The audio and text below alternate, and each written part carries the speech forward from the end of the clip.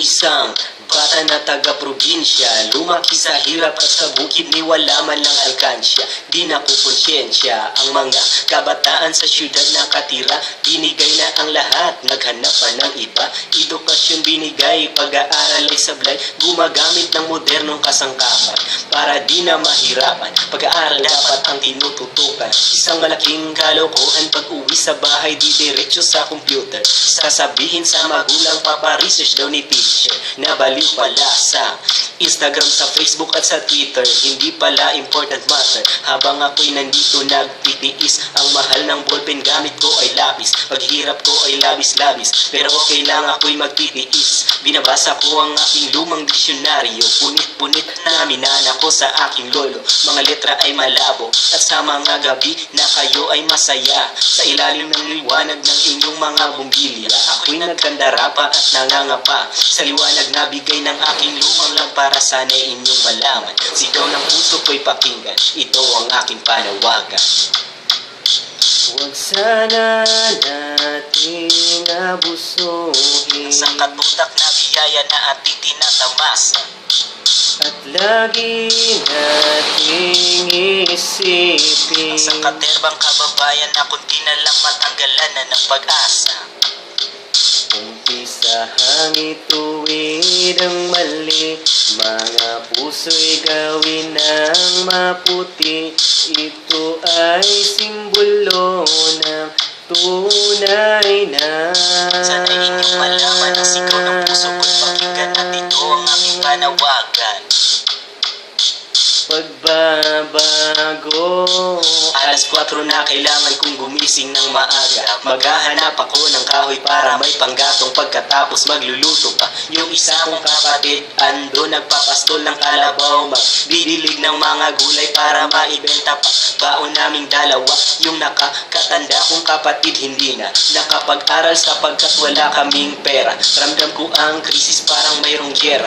O nandito na pala si inay, dala niya ang mga kamuting kahoy na nahukay. Punong-puno ang isang sako na lagayan, at pwede na sa tanghalian. Kailangan naming bilisan, 5 kilometro pa ang lakaran. Matarik na daan papuntang eskwelahan. Ito ang buhay na aking kinalakihan. Hindi mo ba naisip kung gaano kakapalan? Habang ako'y nagbabanat buto, kinakalyo ang aking palad.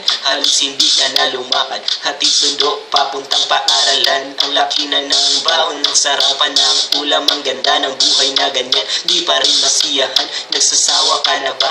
Akin na lang yan. Ang mga pagpapala ay iyong inaabuso. Mag-ingat-ingat ka at mukhang ang delikado, dahil pag nagalit na ang Diyos, babawiin sa'yo yan. Pag nangyari yan, tapos ang iyong kaligayahan.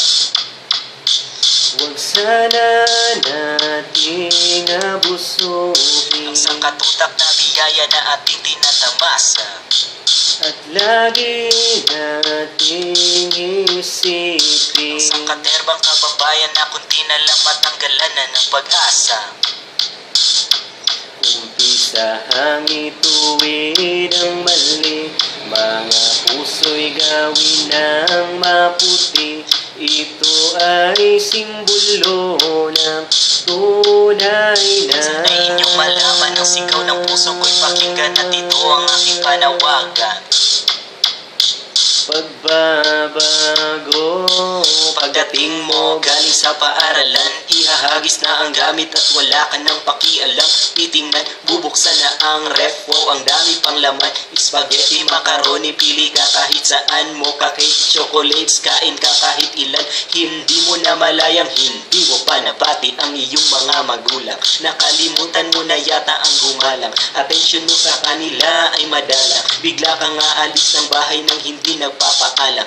Halos wala ka ng pakiramdam. Ang pagiging kontento ay hindi mo naramdam. Umiikot ang iyong mundo sa makabago mong damit, sa makabago mong gadgets, at sa makabago mong gamit. Ang buhay mo ay matamis at sa akin medyo mapait, pero alam kong may plano ang may-ari ng langit. Hindi siya malupit at balang araw ang tagumpay sa akin di pagkakait. Hindi ito banta kundi isa itong payo, gusto kitang tulungan. Iyon ang dahilan kung ba't nasulat ko itong panawagan. Kahit anong mangyari, walang imposible. Ito na lang ang aking masasabi. Huwag sana nating abusuhin sa katutak na biyaya na ating tinatamasa. at lagi nating isipin Sa katerbang kababayan na kunti na lang matanggalan na ng pag-asa.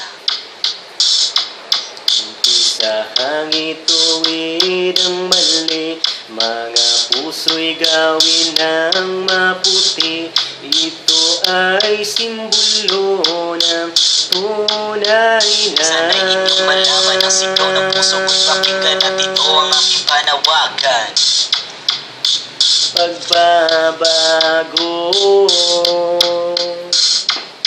That was Panawagan, originally composed by Neil Kanya.